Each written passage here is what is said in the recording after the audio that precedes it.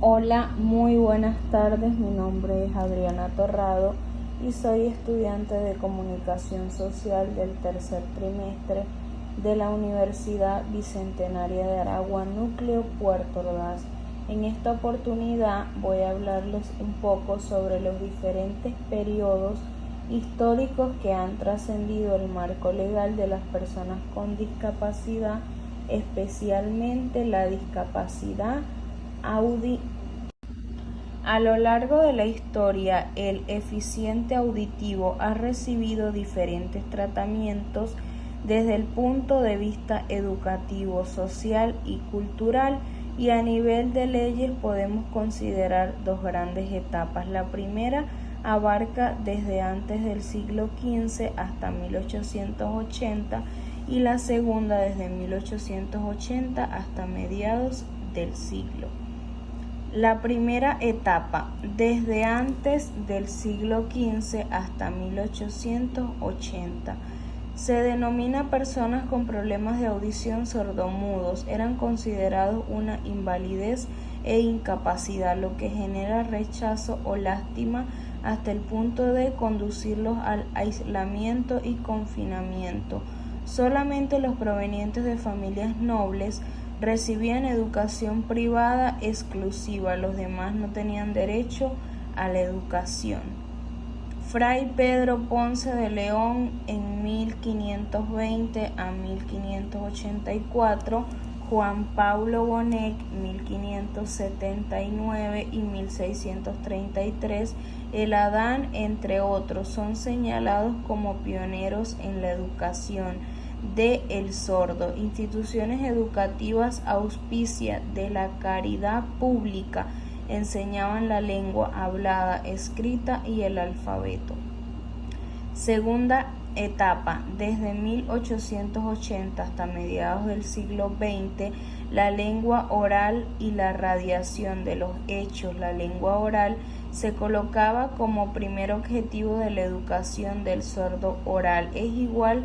Así están las tendencias analíticas. Se inicia en forma sistemática la educación del sordo en Venezuela. Las instituciones públicas de 1912 hace referencia a la educación de los ciegos, sordos y anormales. En 1933 se crea el Instituto Venezolano de Ciegos y Sordomudos. En 1950 se contrata a un grupo religiosas españoles especialistas en la educación de sordos. En 1960 el Ministerio de Educación sienta las bases para la educación especial. Ya para 1998 se crea la Ley Orgánica de la Educación y la conceptualización la educación especial como modalidad efectiva.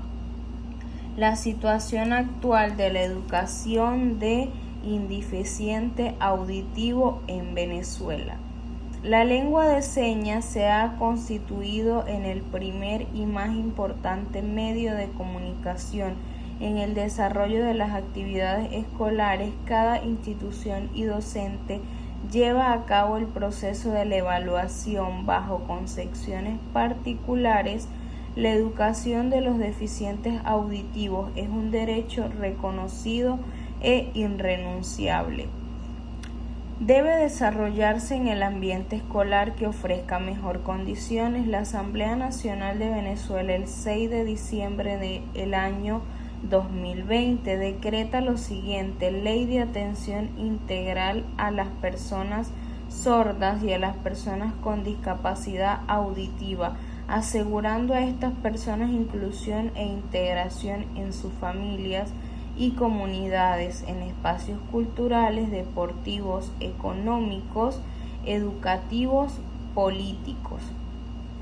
La Organización Mundial de la Salud, según el informe, el 15% de la población vive con algún tipo de discapacidad. Las mujeres tienen más probabilidad de sufrir discapacidad que los hombres y las personas mayores más que los jóvenes. En los últimos años, en la comprensión de la discapacidad ha avanzado desde la perspectiva física médica hacer un conocimiento más general de las personas. Muchas gracias por su atención.